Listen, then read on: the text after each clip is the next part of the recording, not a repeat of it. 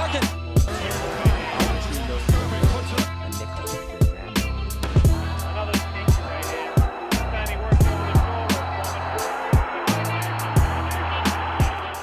Yes, sir. We back with another episode. How we feeling, Scrap? Keep playing it. With a little introduction right there for all our viewers, man. Big L, rest in peace, Big L. Legendary So, Big L. Not only then, the co-host to Off the Rip is Tony Chanel and yours truly, Drew Thompson. We have a special invited guest for all the viewers. I know y'all been asking about this guy. I ain't wanting to bring him on here, but guess what? We got to, because he's very opinionated. You know what I'm saying? I've been knowing this guy over 20 years. The only person that could make you shut up and beat you in the argument is this guy right here, man. Yeah, listen, I ain't never been, no argument, nothing. You know what I'm saying? Not only then, Rashime Middleton. You know what I'm saying? If you know, you know. So let's start the show off. This is an excellent show today. We got into this March Madness. We got some other things going on. Of course, we always talk about film. We talk about sports, and we give you a little bit of teaser on what we think is the newest things our viewers should be listening to. So let's get right into it, Mr. Middleton. What's good? Speaking of movie, how do you define a great film? And what key elements should a story have to make it truly stand out? You said, how do I define a great film? Yeah, in your terms. Well, it got to resonate with the individual, like on, multiple levels, intellectually, culturally, emotionally. I'm a heavy dialogue, type of guy when it comes to movies. So the dialogue got to be heavy, a lot of plot twists, a lot of conflict to keep it going. And, the unpredictability is always a good thing, you know what I'm saying? Because a lot of movies nowadays, you already know what's going to happen. The good guy win every time, you know what I'm saying? So I'm one of them guys, when the villain win, I'm happy. So me personally, that's a great film to me. Let me ask you a little bit more. I'll give you another question to that. I'll give you another question to your answer. Was you always a person that rooted for the villain? Always. Because, all right, when you look at movies, they got different, it's really three components to a movie. And most movies got an antagonist, they got a protagonist. Those are the two main pieces. But you're always going to have the villain, the hero, and the love story. Most movies, no matter what kind of movie it is some type of love story in there. You know what I'm saying? And when you get the love stories, most movies they end with the good guy winning. You know what I'm saying? Like the villain don't win. Like all the best movies, the villain win, or it's nothing at the end. That's not true. In Batman, the villain ain't win. Batman. In Dark Knight, the villain ain't Batman win. ain't good. The Dark Knight not good? Dark Knight good. It's solid. Dark Knight. Joker don't win at the end. Yeah, but Heath Ledger played the role so good it made the movie what it was. But that's a performance. We talking story-wise. You saying based on the story-wise, it's not a good movie for your criteria. That's why I'm challenging you. But the storyline was good in Batman Return. What? No. You talking about the Dark? I'm talking about the different. The Batman Return. Dark Knight was good. Dark Knight was good. All right. That's one of my favorite movies. Listen, when you talk, go ahead. When you talking about movies with superheroes, you already know how that's gonna go. Yeah, I know how you feel. So listen, I'm gonna keep it straight. Look, why do you think film is such a powerful medium for storytelling, and what makes it more impactful than other forms of media? A film? Tell us. You Tell said us film? why. Yeah, it's film. We're just talking about film. Mainly because most people they're controlled visually. Most people, majority of people in the world is controlled visually. So with film, the ability to put the story where you can see it gravitates and it pulls people in, and the length of time in which you could do it. So you can hold the people's attention for 2 hours if you want to. You know what I'm saying? And you telling a story and you're actually controlling the experience of the audience. You know what I'm saying? So you're embedding all these pieces into all this information into their mind based off the visual effect that the audience get from the film. So the length of the film and how long it can run, and it allows you to feed information into the people that's watching it. That's the beauty and the detriment of film is the gift and the curse. Because it's all Why you about say the detriment though? I'm curious because of the because you visuals. such an intellect guy. Because of 'Cause what? visuals, because of visuals. But alright, so for Visuals example, control alright, thought. Go ahead. so like something like Oppenheimer, right? You see how that's like such a visual film. It's a lot of dialogue in there, but it's not that much dialogue as other Mhm. movies. How would you compare a movie like Oppenheimer to a dialogue heavy type of heavy movie? I ain't never seen Oppenheimer. I ain't never Never seen seen it. Oppenheimer? No, I never seen it. I'm trying to think of I another. gotta I You gotta seen watch it. Tenet? You seen Tenet? Yeah, with Denzel son? Yeah, John David Washington. Heavy action.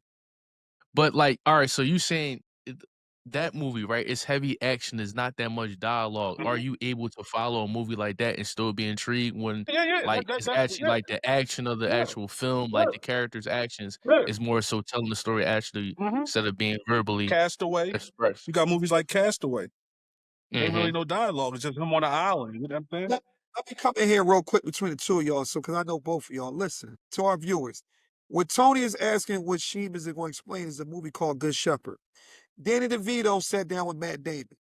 At this time, he said, the Irish, they have their homeland. The Italians, we have family. The blacks have music. What do you people have? We have America. Oh, you know, that's the And way y'all just living. you jumping the gun because that's one of my favorite quotes from a movie. Okay, my bad, my bad. Like you ain't following the Listen, format, listen. man. Yeah, listen, I Drew said doing it. what Yeah, Drew want to do as usual, Sheen. Yeah, man. So it's saying that Me and Tony going in combat. You interrupted us, man.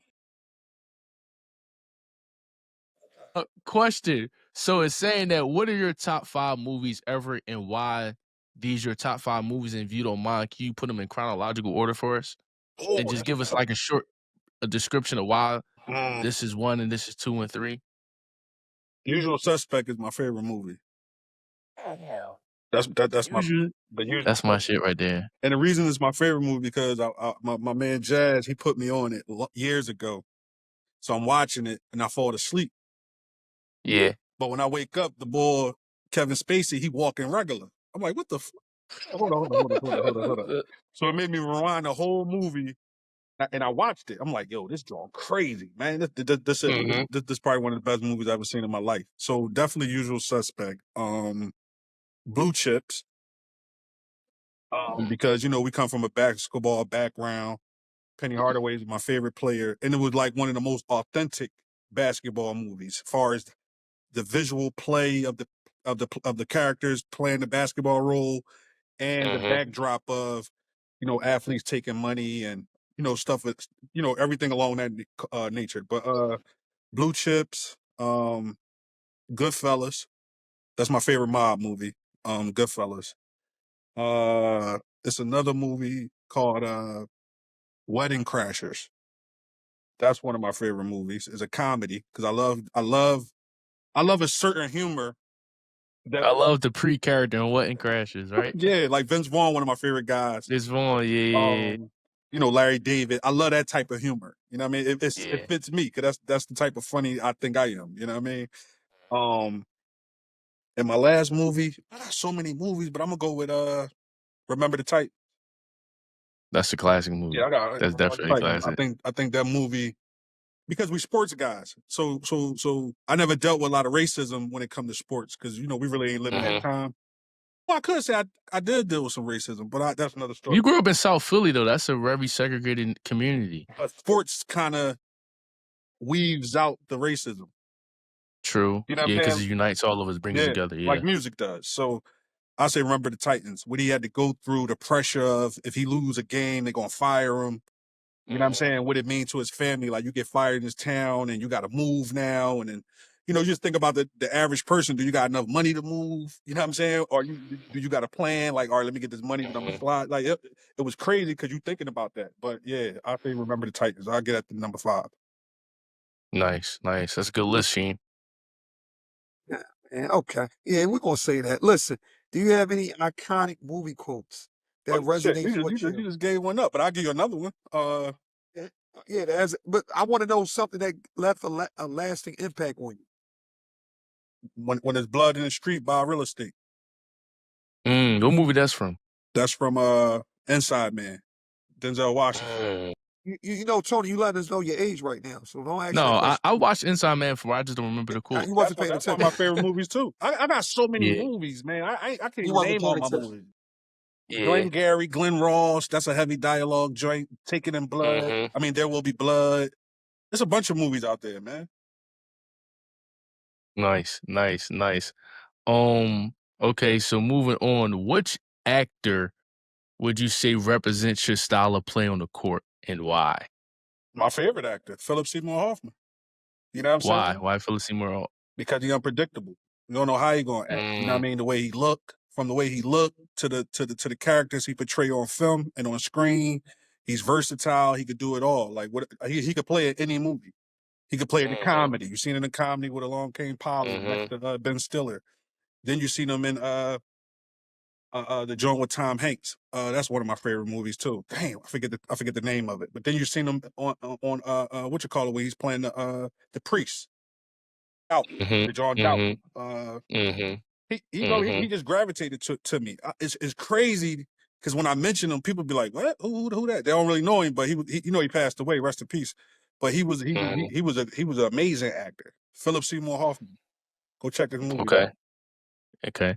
And that was your style of play on the court, right? I never really seen you play, Sheem. I just heard like just stories about you Yeah, well, when I was in high school and stuff. Wiry, good defensive player. You know, I love defense. But I could run the team. You see what I'm saying? I switch my game up every now and then. Like I could have a big game where I'm loud, you know, crossing dudes and dishing and dunking and all that. But then I could just fall back and just run my team. You know what I'm saying? Nice. Get everybody involved, take good shots. I could just have a floor game versus having a more impactful game offensively. I could just have a floor game. Got it. All right. Is there a movie that served as a blueprint for navigating your life? And if so, why? What movie that is that helped you navigate through life growing up and throughout your journey? All the inner city movies. All the inner city movies. Why inner city movies? I'm curious. Because that's my culture. That's where I come from. That's what I identify with. Boys in the Hood, Minister Society, South Central, all because we grew up around all this chaos and we had to navigate through it. And it took a lot for us not to get involved as deep as everybody else that you knew that was in it. It built character. It built a psychological aspect to where as though you learn how to deal with, you know, different personalities. Not so much you got fit in, but it was like you had to play all our youth. We had to play this game, or at least I know I did. You know what I'm saying? Yeah, I did too. I grew up with real killers, real people that got money, kill people, child molesters, all that. I grew up amongst all that, man. So to navigate that and come out to be 44 years old is a blessing. It's a blessing. It's truly an anointment because a lot of my guys didn't make it out. You know what I'm saying? And I'm still connected to a lot of them guys. And Quick question though, just before you ask your next question. You couldn't pull inspiration, like, even from your favorite movie, Usual Suspects. Like, the weakest guy in the rooms and the quietest guy in the room could often be the strongest. Bronx Tale. One of my Just favorite the movies. lesson. Yeah, I'm curious about, like, can films like that, were they impactful at all? And, like, in, you know, just in your upbringing at all? Bronx Tale is the same aspect. You know what I'm saying? Yeah. It's based off the environment. I was Cologelo. You know what I'm saying? Like I was a real life Cologelo. You know what I'm saying? And when the question, you always not me, but for me, the question my answer is going to come from something that really impacted me growing up. So those inner city movies is what identify with our lives. Ricky, remember Ricky? Ricky. Yeah, Ricky, that moment, like, he's calling, like, I and cried. we could identify with that, I because cried. we seen that. I cried on that, man. I cried on that scene. It's only I cried on 3 films. Boys in the Hood. What's the movie when what you call him saved the world? Bruce Willis. Not no Die Hards. Oh, you talking about Armageddon? Oh my God, I love Armageddon. He died. He sacrificed himself, and Matt Damon makes it back down. Yeah, to be with his daughter. Armageddon and Thriller. With Michael Jackson. Thriller. Oh, Thriller was a movie? It was like a little video type drink. It was a video, but I cried on it because he turned into a werewolf. I was scared.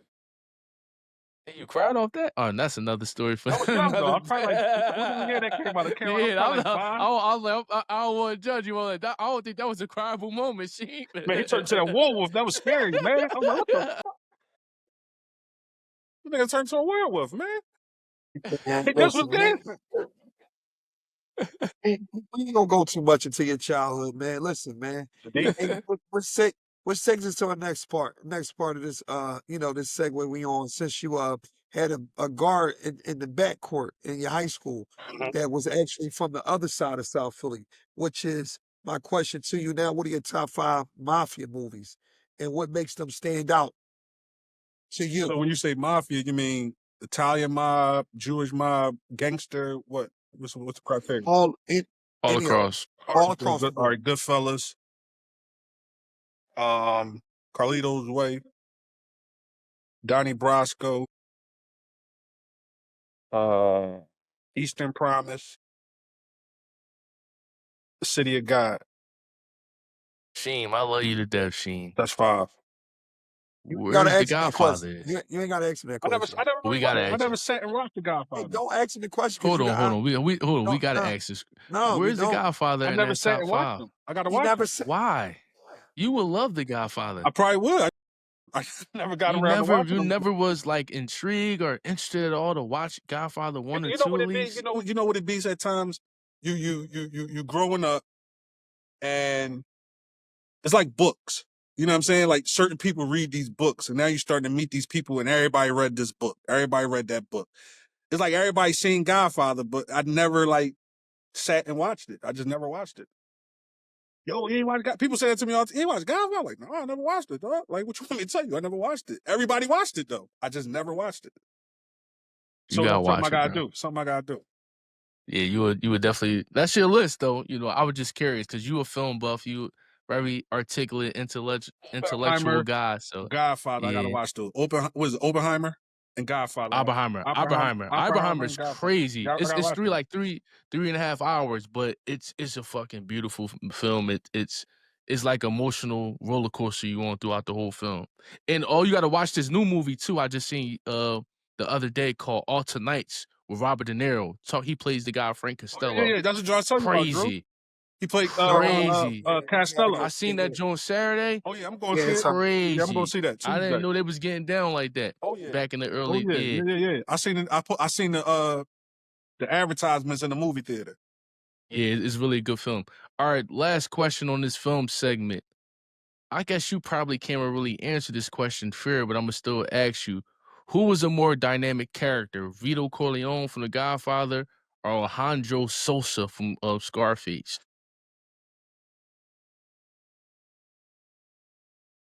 Luca Brasi, Vito's best hit man, Godfather shit, backseat, next slip plan. I watched a little bit of Godfathers. I didn't watch all of them though. It got to be Vito though, because You think so? because Vito was more reasonable, where I think Sosa was more cutthroat. Sosa, you get yeah, one but you know, time to but what I'm saying do is something wrong. Vito had a character that played all the way out. You know what I'm saying? He had a more depth Mm, character than Sosa. Sosa was there, mm. but he wasn't there. Like he just popped, boop, boop, and he was gone. You know what I'm saying? Like you ain't get into his You think family of Sosa dynamic. like an impact character more so, like he impacts Oh yeah, the oh journey of the main yeah, character, the yeah, protagonist. yeah, yeah. But I don't know. I just think Sosa was just. I would say Vito too, but that Sosa was definitely a daily character Yeah, yeah. Sosa, in but you Scarface. know what you call him? Life destructed. It became destructive. Vito. Mhm. Whereas Sosa, you don't know because he popped in and popped out. You know what I'm saying? We don't know nothing about him. We don't know nothing about his family. We don't know nothing about him. We just know he took care of his business. That's it. Mhm. Mhm. No, that makes sense. so let's go right back to it. Look, we're gonna go right back to it. We're gonna keep this big L keep going. You know what I mean? Fair You know rapper. what I'm saying? This is Turn it. it up. Turn it up. We can't hear it. You got to turn it up. Turn it up. What's this right here, Shane? The big picture out. You know what I'm saying? Look. Make sure one like the sound. All right, cool. There you go. Better Listen, watch me listen. around your girl if you ain't, right. All right. Listen, right. So let's get into the sports topic because we all sports guys. Let's get right into it. Right. In the perspective of where we come from, what defines a Philly guard, and how does the culture and mindset of Philly basketball shape the players who come from there? Philly guards are hardcore, hard nosed, scrappy. Um, the same way the boxers are. You know what I mean? We got our own style of play. You know what I mean? We're gonna D up, very aggressive. And you know what? We one-on-one players. A lot of Philly guards are one-on-one players. And you know, coaches love Philly guards because for the grit, you know what I mean, the grind and the competitiveness we bring. You know what I mean? A lot of coaches love Philly guards. But that's what represents Philly sports overall. Not even so much just basketball. Like I said, boxing, you know, football, we grind. We gonna grind it out. We come from a hardcore city. So it's very representative in our style of play, especially when we playing outside of Philadelphia. That's where you see it the most. You know what I'm saying? And let me say this from somebody that played the guard position. It's two guards that when I saw these guys play, look, right? One guy I grew up with, the other guy I met later on in life. And I'm gonna tell you, they had game. I ain't talking about out on the national circuit. I'm talking about right here in Philly. It was Ronald Flip Murray and it was Rashime Middleton. Two guards that I played against. That I'm talking about. I ain't even talking about no public league, Kelly. I'm just talking about that, that Powell Community College. There's some other guys in there. You got Corey Dickinson. You got Len Greer. You got a couple other guys I played against, Buzzy. But like I said, athleticism, and I ain't saying this because I know both of them. If I didn't know both of them, I'm saying the same message. Athleticism, a big heart, and didn't back down from no competition would be Ronald Flip Murray and Rashime Middleton. I just want to say that to everybody. That's love. You know what I mean? That's Not love just right Philly, there. but everybody around the world. And Flip, my guy. Flip one of my favorite players in Philadelphia history. So Nice, nice. All right, Sheem, how would you describe your style of play on the court? You kind of answered that, but just kind of let us know what type of player you was in high school at Neumann. St. John Neumann, excuse me. I was I sacrificed a lot of my game in high Why? school because I always had a team. So if you go back and look into like Neumann archives when we played all the 9 league games when we was outside the city and all that, I always led us. I showed off. So you was kind of like similar on, like how Earl Pettis was. and that's one of my favorite players. Earl could be whatever he wanted to be if he wanted to. He could be whatever he wanted to be. Earl was tough. Outside the city, I just played better. You know what I'm saying? Like I just sit. But when we got in the Catholic League, I just fell back because I had other guys on my team. Yeah. We had a goal in mind. You know what I'm saying? So And y'all won the first chip too in school yeah. history, correct? No, that wasn't the first one. It wasn't the first one when y'all won That it? was the first one in a long time. But that wasn't the first one. I thought y'all won the first one. All right, Drew, you next. Well, I'm gonna come back right behind you. I ain't know. I thought this was a Newman conversation. I ain't in Nah, the Newman man, you're conversation. still a part of your honorable member. Hey man, thank you, man. Hey, all right, cool. I'm gonna live with that because I know guys from the St. John Newman and then the Newman And Goretti. Neumann I know Goretti. both You sides. It's You know what I'm the saying? same thing, man. I know It's the both same sides. thing. So listen, right? How do you think Neumann Goretti became a powerhouse high school basketball program? And what was some? And give me some of the key factors that Mate. made it to this promise. It became. Mate. So you would say you were the blueprint. No, don't say you because you talk about the Fowler brothers like they was never going out of style. No, let me explain to you why I say me. Talk to me. They laid the foundation, but Neumann wasn't. Nobody cared about Neumann at the time, right? But Neumann, because it goes deeper than basketball because everything just wasn't about being on the court. People don't Explain that. Elaborate that. I am, but people don't really know that aspect of it. When I say me, I mean I'm not saying it not even from like a basketball standpoint. I'm gonna say something that BD told me. BD said they came to a Neumann game and he loved the way we played. He was like, "Yo, when I seen you play, I loved you. Yo, I was like, yo, I'm going to Neumann." Simple. You know what I'm saying? Nobody Mhm. ever said he was going to Neumann, yo. Nobody. Mhm. But then Mhm. we had a culture off the court where we played around all day, every day. Like we created this thing called Explain that sum. brotherhood. People don't They don't understand. understand the People would never brotherhood, that understand it. Newman You know what I'm saying? brotherhood. We created this thing called sum. And this is how we knew if you was down with some, because we spelt it a certain way. So we spelled sum, S-U-M. The more corny and the more phony you was, the more hits you get. So what happened was we was doing this all the time. It was our culture. It was our lifestyle every day. So when people came to school, they got their stuff together, made sure their stuff was cool. But guess what? We started traveling with it. So now you had the dudes in DC doing it, Baltimore doing it, New York doing it. So when we went to the tournaments, people already knew what it was. You know what I'm saying? It was really, really a culture. Then the city started doing it. Yeah, people in the city started doing it. You know what I'm saying? What was the biggest sum on the road? It's too What was the many of them. biggest It sum ain't. moment? It's too many of them, What man. was the Cassine watch? Holman had Cassine Holman had 3 beepers on. You know what I'm saying? Like, what you got 3 beepers on? You're in high school. We try to tear his hair. We try to tear his hairline off. You know what I'm saying? It's so Okay. many. Some like my Okay. man Ibn. Okay. You know Ibn. Yeah. Like Yeah. we went to certain tournaments. Everybody got involved. Like Ibn. Every time I see Ibn, we hug and he say this one thing to me, man. But it's about some. And the mixtape was banging. That's what he say to me every time we had this mixtape. That's what I'm saying. Like the history of this stuff, it ain't always about basketball. It's about the stuff that happened off the court as well. You know what I'm saying? And I can attest to that, being at Newman. That's one of the things, like, my experience is a little bit different, Sheem, because, like, I was like an outsider when I first came there.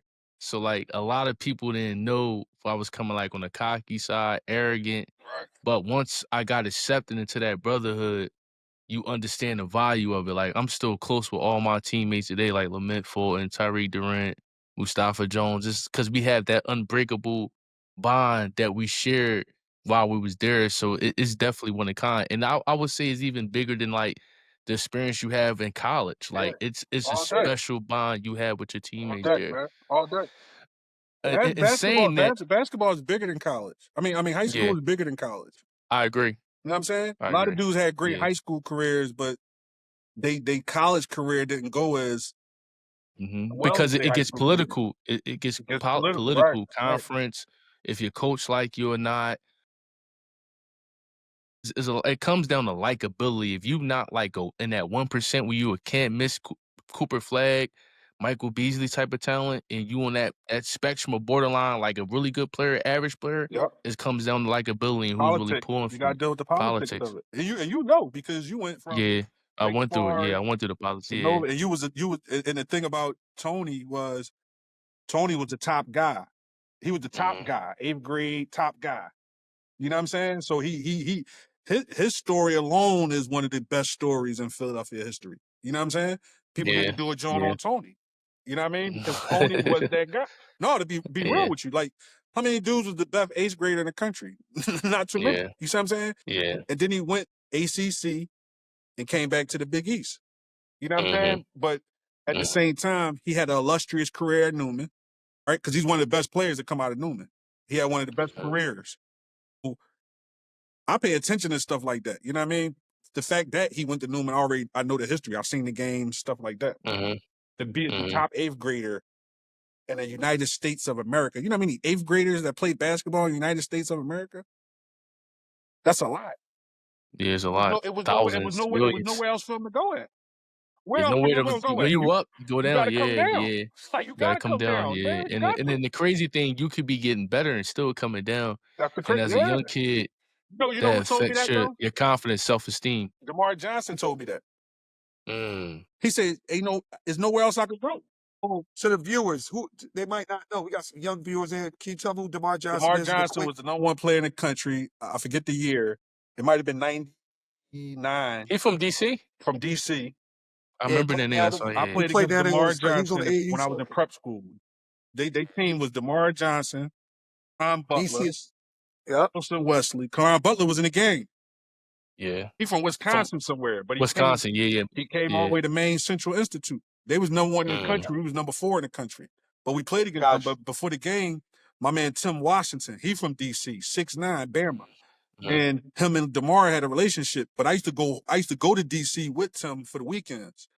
And DeMar told me, he was like, man, he's like, it's hard. He just told me it was so hard being number one. Like, he's like, there's nothing else I could do. There's nowhere else I could go. And if you look at it, he dropped down. Yeah. There's nowhere you could go at. Where No, you yeah. going? Yeah, that's true. And it's sad though, because you know you getting better, but it's like it's new guys that's coming up that might be just as good as you. They're going to get the nods because they new faces. So in saying that, who are your top 5 Neumann Goretti? Well, your top 5 Neumann and Goretti players ever, and kind of give us what's your criteria, how you your criteria, how you evaluating your chronological order of top 5 players. Because you know Latel listening to this. You know Latel listening to this. I can't even get you one.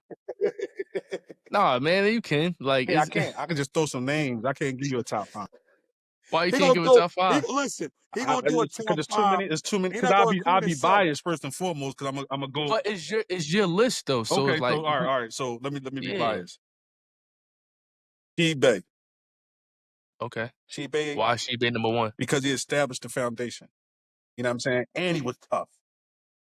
You see, you don't just get in there because you established the foundation. You also had to put some work in. She was tough. You see what I'm saying? It's just that Neumann wasn't relevant at the time. Yeah. Nobody knew about. I wasn't following no Catholic League at that time. You know what I'm saying? Like, I ain't know nothing about Catholic League, but I seen she play before. Yeah. Because I always with my cousin Tex, and my cousin Tex used to take me everywhere to play basketball when I was very young. Shout out to Tex. You talking about Tex, my guy? Little our way, yeah. So Tex, my guy. I've seen Shebe a few times. You know what I mean? So Shebe, aka, I'm gonna say because he changed his name, Rashid Atkins. He's the foundation of and the blueprint as a point guard at Neumann. Because you know Neumann is point guard you. Yeah, it is. Next, I'm gonna go with, of course, my man Devin Fowler. You know what I mean? That's my man. Like, and he had game. You know what I'm saying? Like, he's 6'5", do it everything. You know what I'm saying? Handle, Jimmy, triple threat game, footwork. He did it all, man. Did it all. And the first time I seen him, me and Los went to the Neumann tournament. I was eligible. I was at Southern. I had all that. So, you know, Los grinding me up in the crowd, talking about, yeah, you supposed to be out there, because Southern was actually playing. Oh, they was playing before Neumann. They was playing in the Neumann tournament. Oh, they playing in the Neumann tournament. Neumann. Okay. Oh, Los tell me number 24 in the 9th grade. I said, man, ain't no 9th grade.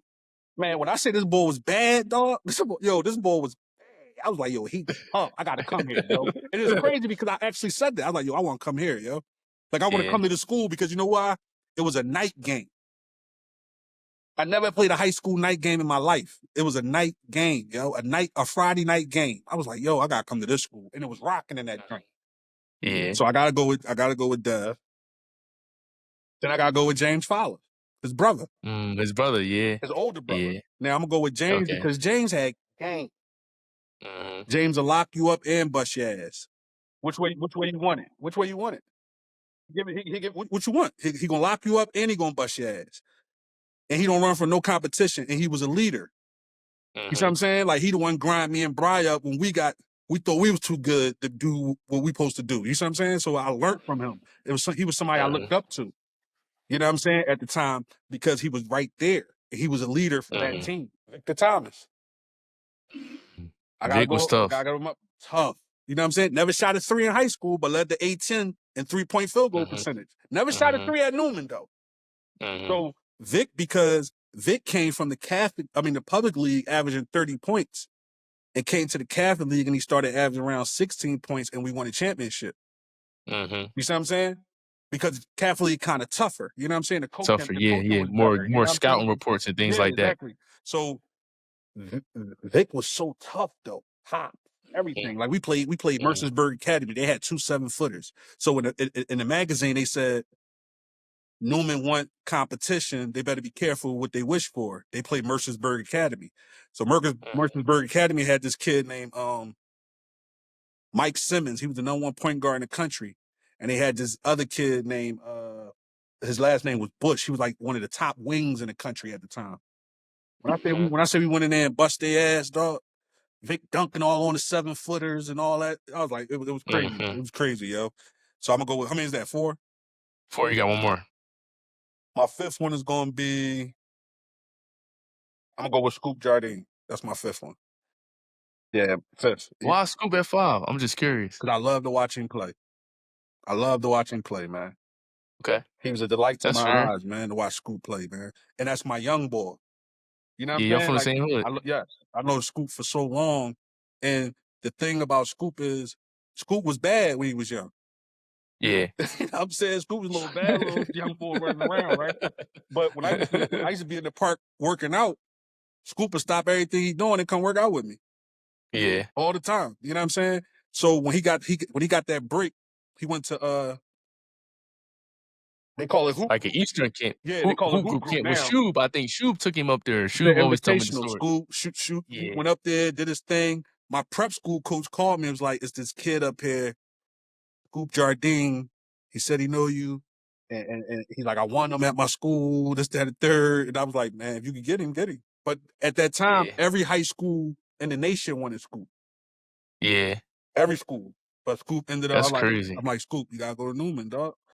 And you know what? Scoop And went to Neumann. what you talk about, Scoop kind of did at Newman. Scoop and Earl more so like they set the table for everybody else to kind of eat. You know what I mean? So Yep.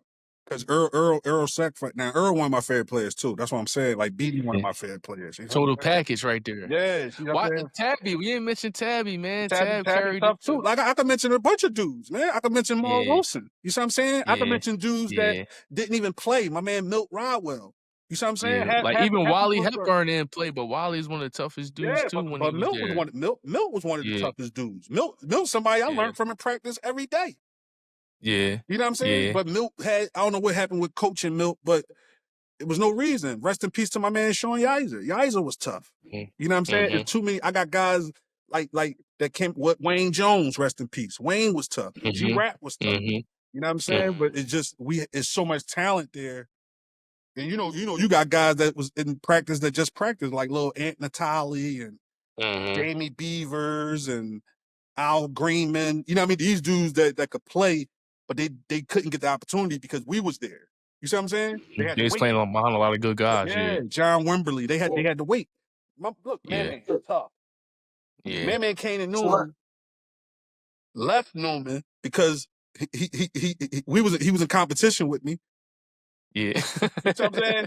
Transferred back to West Philly and then came back to Neumann. And that's my man. Yeah. You see what I'm saying? Yeah. Yeah. Eric Pugh did the same thing. Eric Pugh.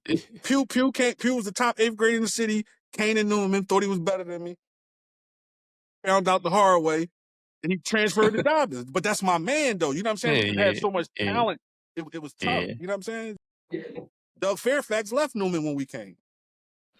He left and went to the Interact and scored 2,000 points.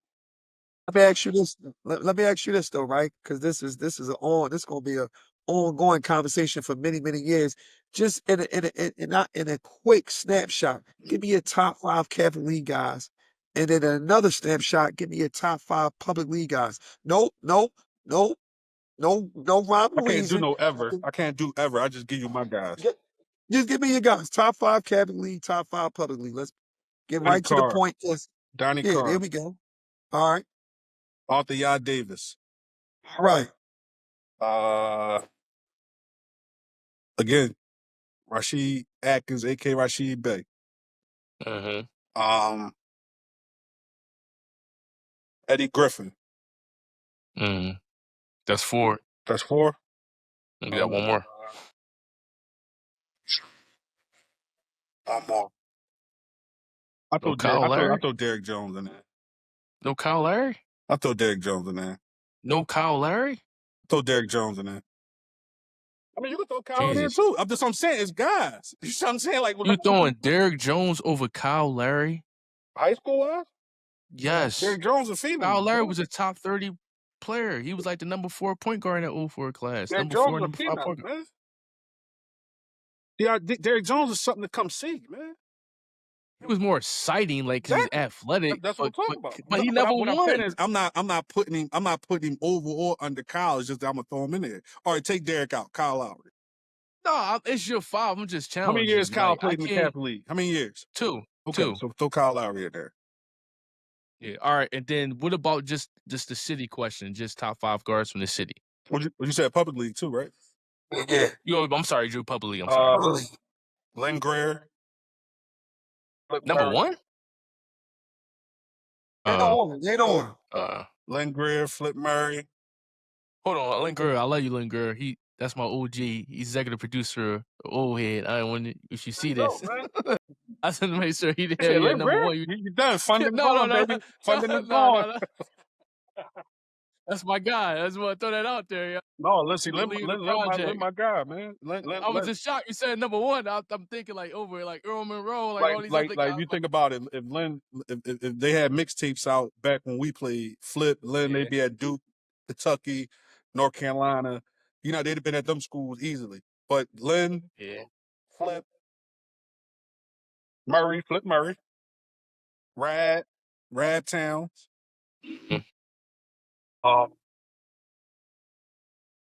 Warren Chance. I don't know what it is. From down my end with the Furnace. Okay. You need one more? More. That's 5. I'll give you one more. That's 4 you got right now. I want to give you a goat. Wow. I was waiting. I was waiting, Sheen. No Wilt Chamberlain either. I Another never seen Wilt. Come on, man. Wilt Chamberlain scored 100 points, man. He got No. by default. He wanted to great. Or you didn't say Earl Monroe. I'm like, Earl Monroe won the bar. Tony, you're not gonna say that. You're not gonna say them names, man. You never seen them. But these are probably arguably top 50 all Hall of Fame players. You said my top. Yeah, you're right. I'm sorry. You're right. I did say your top, but I'm just saying like Wilt Chamberlain got to be in your top 5 public league players. No, he's in the top. He's in the top public league players of all time. If he's like top 5 basketball players, top 10, arguably in some people's list, he got to be a top 5 public league player. No, he's top 5 public league all time. My favorite, no. Yeah. All right, I got you. Yeah. All right, so moving on, man. What is the state of Philadelphia basketball right now? And what do you see the future? What does the future holds for it as well? That's a deep question. I mean, it ain't good, it ain't bad. You know what I'm saying? It's in between. Yeah, it's in between because we got so much talent, but I don't think the talent is being developed the way it should be. You know what I'm saying? We got some guys out here that's doing what they could do. Like I like Rashid Carr. Shout out to Tashie Carr, man. There's another guy named CJ. Solid dude. CJ was over at Harkham.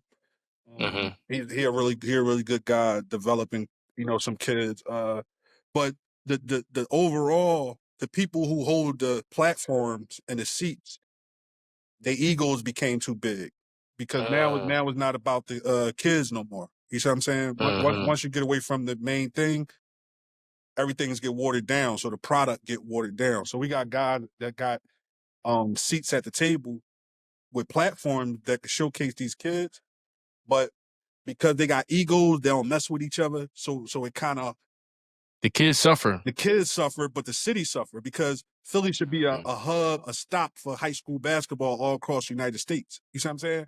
Yeah, we got like Philly, how DC is. Yeah, we got Philly Live, but we could also have something that's not state regulated that the kids could play in. You see what I'm saying? Even though we got these little tournaments that go around, but if certain people come together and they strengthen the brands, it could be something bigger than what it is. It could expand out a little further. But until that time happens, then it's gonna be what it is. But I think there's some young guys coming through, that's former players who creating platforms that I think could carry it to the next level if they really want to do it. You know what I'm saying? If they really want to do it, because when you look at it, I don't think a lot of kids in Philly are developing without the basketball. When you look at development, it's always with the basketball in their hand. So now these kids go to school, and the school they get to, they not having the basketball in their hand, they get a little lost. So now they got to learn how to play without the basketball. A lot of the kids don't know how to play without the basketball, and I think that hurt the culture a lot. But But outside of that, I mean, it's room for growth. I mean, we got talent and we got smart basketball minds. It's just egos, man. It's too many egos and the money situations. It's all about money now. You know what I mean? So it's like it's a little sticky, a little flaky. But I mean, you know, we got the best camera guy. You know what I mean? Jado, one of the best camera dudes. Jado, 8-Eye, Yeah, rare footage, rare all them guys footage. doing their So thing. we got everything we CJ, the need. dude, CJ. Go ahead, shout them out. We got everything Yeah. we need in Philadelphia to be one of the biggest hubs when it comes to high school sports. It's just that But the it's people. it's like what we talked about in the last episode. It's infrastructure. Our city just lacks infrastructure, and it always be that way. So, it's a city that cultivate talent but doesn't have a real industry, and nothing there. That's what I'm saying. So hopefully, with the 6-man center opening up, that can cultivate some things to happen. You know what I'm saying? In place for some of the young kids to develop and hone their skills at. You know what I mean? Because we got the minds, we got the money, we got brands, but it's the egos, man. You know what I mean? Shout out to Lewis Leonard. He do a good job with the kids. So, Yeah, Lewis Leonard definitely do a good job with the kids. you He's know been what I'm at it saying? for years. There's no reason we shouldn't have a point guard camp every season, every year. We got big men that went to the league. We should have a big man camp. We should have shooting guard camp. You know what I'm saying? Like we should have all these different camps in the summertime, but it's like, I don't know. I mean, it's just suggestions, man. It's suggestions. You know what I mean? Say this though, like, you know, what everything y'all said was spot on. And because like you said, you have the 6-man center here, like, you know, and every city doesn't have a building and a facility like that that offers what it offers, right? That in itself can harvest those players we talking about at some point. But really, I want to really speak to our guys that's coming out of these schools, Catholic League, Public League, to think about staying home and not always looking for the, some of the schools They that's don't on. recruit us, bro. Like, they don't recruit you first and foremost, and it's tough to stay home with the environment that's outside. You see what I'm saying? because you want to get away, bro. Like, you want to get away from your family. You want to get away from your coach. Like, it's a lot of pressure to stay home, especially when you from a neighborhood like South Philly, North Philly, Uptown, Olney, Logan. You have that following that's following you to campus, and you don't want to be responsible for that in a sense. You know what I mean? So it's just like it's a lot. Even when I transferred home, it was like I got to get 15 tickets a game. That's a huge responsibility. Like this pre-NIL. Like imagine like, yo, I need a ticket. Like, bro, we playing Louisville. I can't get 10 tickets for the Louisville game. You gotta come to Seton Hall game. Those are real and this with people in your family, your homies that you love dearly. You gotta have those tough conversations with. But they want to see you, but guess what? They want to see Dylan Harper too. Ace Bailey too. You know what I'm saying? Yeah, they want to see the other people. They want to see Syracuse. They want to see I know you want to see him, but bro, like my mom got to come to the game, bro. I'm just telling my mom no, she can't come. Of course. Like, so that's why people rather go away. Kansas, Texas, whoever love me gonna come down there. But anybody just can't come. But it goes back to earlier in the segment when y'all asked me the movie that you know target my life as far as I can identify through the movie when I said those inner city movies. That's the same thing with sports. You growing up here, like you trying to get out of here, dog. Like yo, I'm trying to get away from these dudes, man. I'm trying to get away from these girls. You know what I'm saying? I'm trying to get away from this family situation I got going on. You know what I mean? You want me to stay That's how I was. Yeah, you want me to stay here and live in this condition, and I got to focus on back. I wouldn't be able to focus. Like Paul Pierce said, he went to Kansas because it was nothing there, and all you could do was focus on basketball. And people basketball, you gotta lock into the gym. basketball. Yeah, couldn't like go when to you home, you UCLA. worrying couldn't go about to your USC. homies, going to parties. Like you have too much assets could be like really detrimental to a college athlete. Yeah, that's true. All right, we moving on, man, to the NCAA, man. Sheem, how you feeling about these games so far? Who's your sleeper team right now? I don't think there's no sleepers. Arkansas with the big win over St. John's, the 10th seed being the number 2 seed? The seed don't really matter. I think you playing the SEC all year. Yeah. Like I kind of knew, like I took St. John's on my bracket. Yeah. But I knew Arkansas probably would beat them. Why? because they played in the SEC. All the SEC teams survive. It's the toughest conference in the United States, so you can't even. It's a tough conference. Like them teams can win. You look at Yeah. Florida. Yeah, Florida should have lost. Who they played? Creighton. I'm sorry. Who did Florida play? UConn. Yeah, UConn was winning the whole game. Matter of fact, and But then they got a star over something there. happened. See, Yeah, that guard. this when you start. See, Hurley didn't have the guards this year. He went and got Yeah. Mahaney, which I didn't understand because he's coming from St. Mary's. And that's a slower pace. And you coming into the Big East conference. playing, like it's he not methodical there. he not getting them tough guards every night. Mm-hmm. So if I'm a coach and I need a transfer, he got to come from the SEC, the Big East, Or the ACC. or the ACC trash though. But he can come from the Yeah. ACC too. But certain schools, the ACC, like some legit. Yeah. legit ACC guard. was terrible this year though, terrible. Yeah. But yeah, Yeah. if I'm getting a transfer guard, it got to come from one of those conferences. Unless you unless you so tough in the conference you was in, because I'm hearing that. Well, I ain't gonna put that information out, but I'm hearing some of the young boys about to transfer. That's from Philly, about to transfer to these bigger schools. So They on, but Yeah. from two guys that played college basketball, I'm not hearing nothing about the coaching job that Kyler Perry did. what you mean? Was it a good? Did one coach outcoach the other coach in the game? Because I didn't I catch don't most think of it the game. was that. I just think they just made more plays. To be honest, I bro. didn't watch most of the Yeah, game. I That's watched what the I'm asking you, game, like, bro. Like but I y'all, watched, you know, like playing they college were, they, basketball. like still, when you got Billy Richmond, the freshman kid from Camden, he came off the bench, get him 17. Yeah, but That was like probably one of you know what else, Tony? People looking at Arkansas like these dudes ain't McDonald's All-Americans.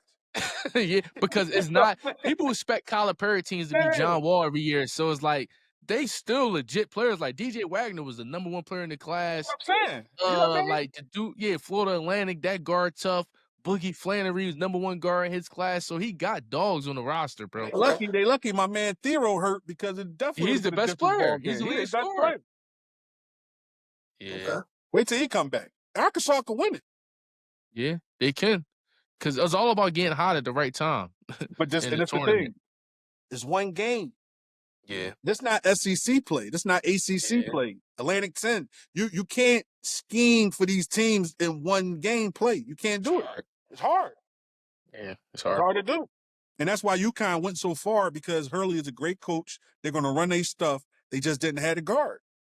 Yeah. They just didn't have the guards this year. True. He'll be Who back. you He'll think be going to back, win it though. all? Who you think going to win it all? You think Duke is going to win it all? They're going to run a table. They got the most complete team.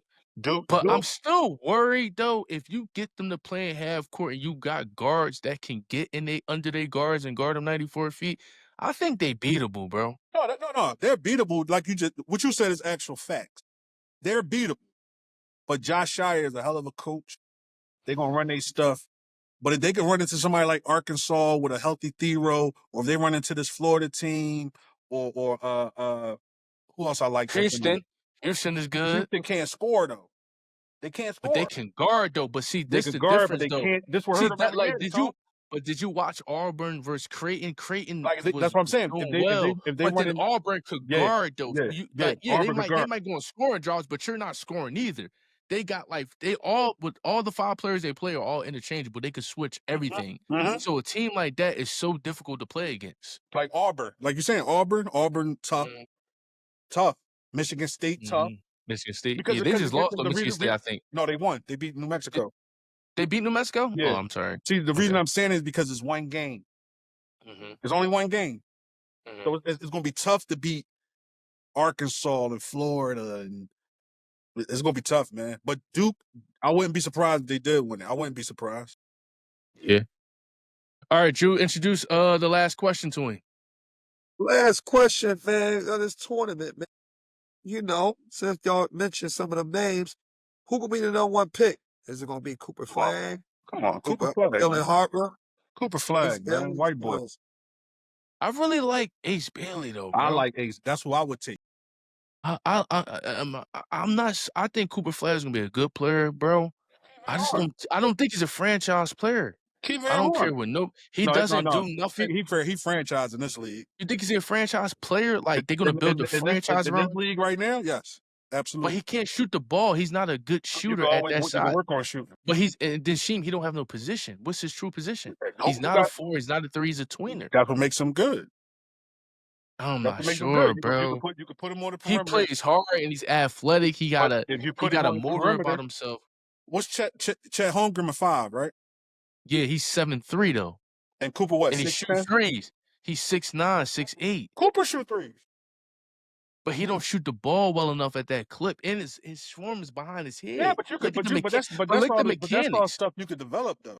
Nah, once you are what you are when you get a certain point, you can fine tune things, but the shooting from behind your head at the 3-point line, the NBA line is going to be difficult to make shots at a high clip. Lonzo Ball. Yeah, it took 2 years. It don't matter. He 18 years Gonna, old. Yeah, that's what I'm saying. So it's going to take. It took Lonzo Ball look, 3 Tony, years. in 2 years, it took a while. Hold on, Tony. Look, and Lonzo Ball was supposed to be a franchise player, right? What happened? He got hurt. Listen, you said it took him 2 years, right? Yeah. In 2 years, Cooper Flag would be 20. That's why the NBA draft by age. See, if I draft you at 21, in 3 years, you're 24. Yeah. No, man, he's 24. But if I draft you at 18, in 3 years, you're what? 21. 21. You see what I'm saying? You already know he gonna come with it. He gonna come with a whole NBA different love young players. They want you. I get that. Listen, right? It takes us to our last segue, man. We call this the track hawk section, man. Right here. This is right here. Track hawk section. Track hawk. Yeah, player comparison. We're gonna go through it real fast, like how the young bulls get in them track hawks and be out. So listen, right? We're doing our player comparison right now. You know what I'm saying? That's what it really is right here. But like I said, you know what that is? Listen to the kid and put the box back in your ear. Let your whatever that is. Yeah, you know who make that beat? Wu-Tang kill the beat. That's Wu-Tang? Come on, man. Let's do our comparison right now. Real simple. You know what I mean? An answer. You give me a little bit of feedback while you answer, but it ain't gotta be too much, too long. Steve Francis or Nick Van Exel? Who better? I asked Who you like? question. It's called Who You Like. So who you like? Both of them. Come on, man. You can't say both. Here we go. They Here we both go. my Come guys. on, Sheen, man. You I'm gonna got start calling you extended you stay. got to pick one. I'm gonna call you extended stay. I take Steve because he's more of me. You know what I'm saying? More athletic than Van Exel? Yeah, it's not even a comparison. Okay. All right. Next one. Tim Hardaway Sr. versus Jalen Brunson. I'm going with Timmy. And first of all, you ain't got to say the Tim Hardaway Sr. It's only one Tim Hardaway. His son is junior though. So just for clarification, yeah, you gotta say senior. Tim Hardaway, my favorite. Tim Hardaway, my favorite player. I don't think his son is. Tim Hardaway. His son got made over $100 million playing basketball. His son ain't no scrub. That's his name. That's like his name. Yeah, his name is Tim Hardaway Sr. Then He should change his name like Bronny did. That's why he's called his name Bronny James. What, man? Hey, listen, Vinnie Johnson and Lou Williams. The microwave? Yeah. Microwave. And you know, after you say something, I call Mr. Ollie on the phone, so be careful. I'm going with Lou. But Vinnie Johnson, damn, I'm disappointed. You gonna get some phone calls after this. Lou got more game than Vinnie. Give you some phone calls. You get some phone calls after this. Y'all keep thinking these old niggas just be better. These old niggas. Hey, listen. I never said that. But he ain't got more game than Lou Williams. He got more game than Lou Williams. Hey, Sheem, I gotta say this funny story. I beat Lou Williams convincingly twice out here in LA 3 or 4 years ago. So FYI, 1-on-1. I got the footage. X Scoop, we got the footage. I got the content. So y'all playing 1-on-1? Yeah, he thought it was sweet. He thought I was a regular dude. Big for Lou, though. No, listen. He walked over. I'm shooting at the court. We had somebody's house in Hollywood, one of Kev Hart guys, and I'm shooting by myself. He just come over, grabbed the rebound, put the ball on my chest like we playing 1-on-1. I said, bro, I only know how to play one way. Like, we gonna play serious. Then I cooked in the first game. He like, all right, boy, actually nice. He won the second game. Then I cooked in the third game. Scooping all of them was recorded. All you gotta do is give me a history, baby. So I had to throw that out there. All right, next question. Andrew Toney or Jamal Crawford? Bad feet, Tony. Yeah, Sixers. Jamal Crawford, doggy. Way more game. Okay. Andrew Tony had bad feet, man. What we gonna do? Okay, I told you the phone calls gonna start coming. Come on. I Hopkins and James crush all Tony. them old heads, man. Come on. Bernard Hopkins and James What they Tony. gonna do with Jamal Crawford, dog? Come on, be honest, man. Listen. Double behind the back, Okay. pull up. Listen, Bernard Hopkins and James Tony. James Tony. Okay. George Foreman or Evander Holyfield? Shout out RP to George Foreman too. Rest in peace to George. I'm going with George. Peace to legend. I'm going with Okay. George. Going with George? Yeah. Okay. Next one. Al Jefferson and Miles Turner. What? Who put this together? Tony? Josh? Hey, that wasn't that. I didn't come up with that question. Josh had to put that one in there. Josh. Al Jefferson. That's not even a comparison. Al Jefferson was tough. Al Jefferson was a man bucket. child. And he came out of high school too. Yeah. I forget that. George Gervin or Tracy McGrady? McGrady, come on now. Over George McGrady. Yes, over George Gervin. What are you talking about, man? He's 6'7" a finger roll. Hold on. Let's back out. Are y'all talking career or game? It's your metrics. You I decide go by what the game. metrics I don't go is. by career. Okay. I go by game. Okay. You know what I'm saying? Trace McGrady game way better than George Gervin. Go watch it. Got it. Scrap, you up next. Zerbiak or Mike Miller? Mike Miller. Martin Lawrence or Bernie Mac? Bernie Mac. Nino Brown or Tony Montana? Come on, man. Fake ass Nino Brown. Tony Montana, man. This thing bigger than Nino Brown, baby. If I go down, everybody going down. Yeah, Julius Pepper or Jason Taylor? I play against Julius Peppers. I'm gonna take Julius. And with no further ado, your Philadelphia motherfucking Eagles. Saquon Barkley versus Marshall I Faulk. don't even know his name. Yes, I Marshall said. Faulk. It's Marshall Faulk. I said Marshall. I think my Marshall Lynch. My fault. Marshall Faulk. My fault. Marshall Faulk. Who was better? Who better? Yeah. Correct. Yeah. And you know that's kind of hard because you know he judge off talent. He don't judge off better career. I'm going with Marshall. Because Marshall could run and he could catch. Like on the slot joint. Like we hit him in the slot passes. Marshall Faulk was a receiver too. Yeah, that's true. And a 1,000-yard rusher. And he got Super Bowl. Yeah. And he coached with Deion now. Yeah, he that definitely part. do. That part. Yeah. Yeah. All right. So listen, right? We here now, man. We got it. Look. You see how we close out everybody? I want everybody to know, man. You know what I'm saying? I want everybody to know this music form is just as important with the film and the sports. Yeah, that's you know what I mean. My whole crew wild. Sheem, any final words from the audience, man? Anything you got going you want to shout out? Big L, my favorite rapper. He's not the best rapper, but he's my favorite rapper. You know, just trying to get healthy. You know what I mean? Drop weight. You know, just trying to develop to be, you know, a better person every day. You read a lot, Sheem? I kind of slowed down on my reading. I read so much. I kind of slowed down, but I'm about to pick it back up.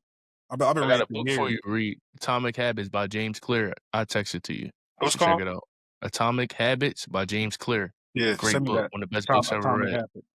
Atomic Habits. Yeah. Yep, Atomic Habits. I'm gonna check it out. Send it to me. But outside of that, no, we got some business stuff about to jump off. I don't want to say too much about it, but that's it, man. Just hope all my y'all, you know, my homies and everybody, you know, stay healthy and grow and develop and become better people. And, you know, invest in each other and invest in what you think, you know, can change the world. You know what I mean? Mm-hmm. Well, you have it here first, man. The boy Sheen. We appreciate you for coming on, man. Make sure y'all subscribe to the podcast. Check out the episodes. Come out every Saturday at 3 p.m. Eastern time. Any final words, Scrap? And this is his favorite rapper right here. That's his favorite rapper right here. No, the best rapper, as he would say. So with that being said, everybody, man, hey, thank y'all for tuning in, man. This is Drew Thompson, Long and All, man. Off the Rip Podcast. Check it off on Instagram, YouTube, whatever you can find us at, man. Thank you for everything, man. Keep in tune with our next episode. Signing off, man. Thanks for having And me, it's y'all. just like that. We out, baby.